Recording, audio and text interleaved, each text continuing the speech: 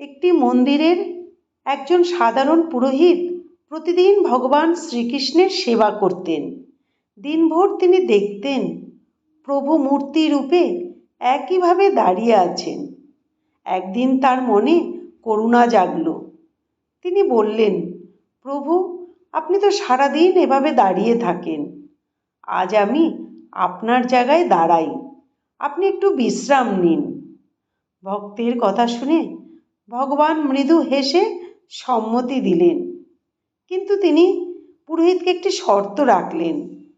যাই ঘটুক, তুমি কিন্তু কিছুতেই হস্তক্ষেপ করবে না, কোনো কথা বলবে না, শুধু দেখবে। পুরোহিত ঈশ্বরের সেই শর্ত মেনে নিলেন। সেই মন্দিরে এরপর একে একে 3জন মানুষ এলো। প্রথমজন হলো একজন ধনী ব্যক্তি। তিনি মন্দিরে এসে তাড়াহুড়ো করে প্রণাম করে বেরিয়ে গেলেন। তখন তার ব্যাগ থেকে তার নিজের অজান্তেই একটি টাকার পুঁটলি মেঝেতে পড়ে রইল। পুরোহিত সব দেখেও নিশ্চুপ রইলেন, কারণ ভগবানের নিষেধ ছিল কিছু কথা বলার। কিছুক্ষণ পর এক ক্লান্ত ক্ষুধার্ত মানুষ মন্দিরে ঢুকল। তিনি প্রণাম করতে গিয়েই তার চোখে পড়ল সেই পুঁটলিটি। সে চারপাশে তাকিয়ে কাউকে না দেখে ভাবল, হয়তো ভগবানই আমার দুঃখ দেখে সাহায্য করবার জন্য এই টাকার পুঁটলিটা পাঠিয়েছেন। এই বিশ্বাস নিয়েই সে পুঁটলিটি নিয়ে চলে গেল।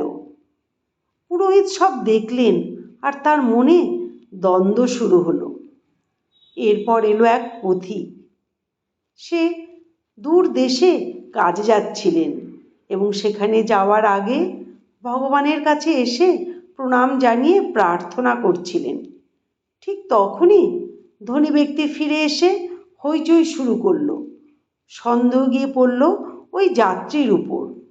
এবার পুরোহিত নিজেকে আর সামলাতে পারলেন না, আর চুপ করেও থাকতে পারলেন না। তিনি সব সত্যি বলে দিলেন।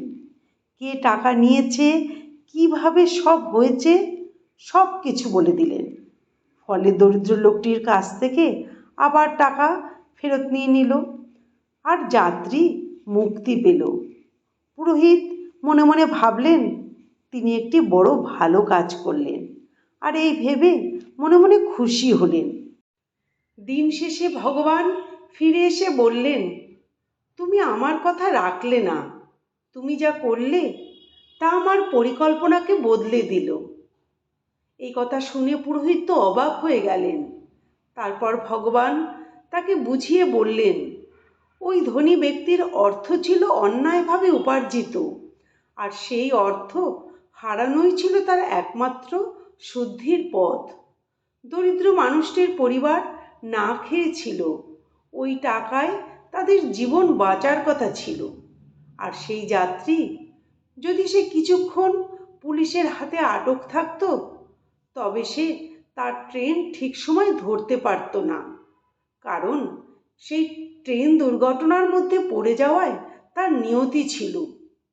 তুমি তাকে মুক্ত করে আসলে তার জীবন বিপদের মুখে ঠেলে দিলে। এই কথা শুনে পুরোহিত স্তব্ধ হয়ে গেলেন। তিনি তখন বুঝলেন, মানুষের চোখ যা ঠিক তা সবসময় ঈশ্বরের বিচারে সঠিক নয়।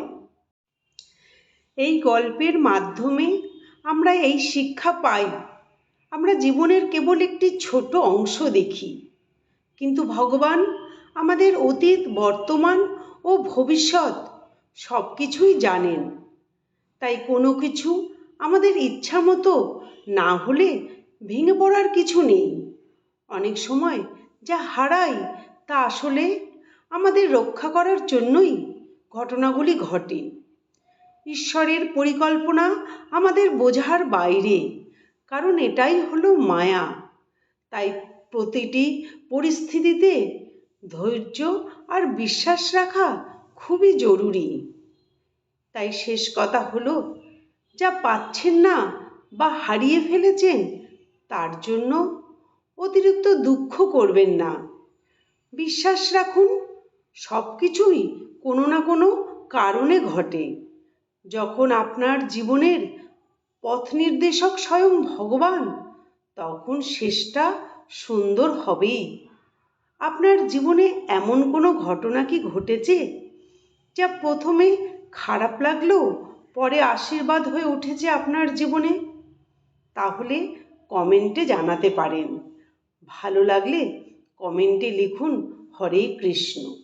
এমন ভক্তিমূলক ও শিক্ষামূলক পোস্ট পেতে আমাদের কৃষ্ণপ্রেম চ্যানেলটি সাবস্ক্রাইব করুন। ভালো লাগলে অবশ্যই শেয়ার করুন, যাতে অন্যরাও এই শিক্ষাটি পেতে পারে। নমস্কার, ধন্যবাদ।